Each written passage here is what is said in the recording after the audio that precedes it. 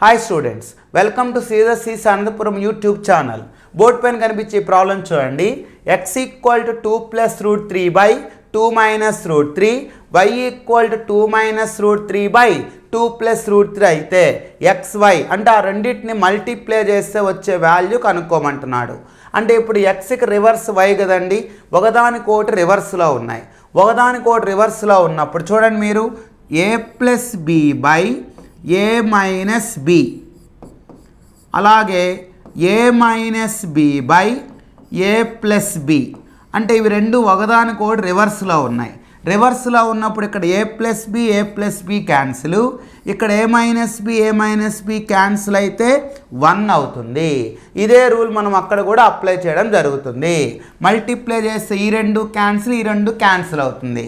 కాబట్టి always మనకేమవుతుంది, answer 1 అవుతుంది.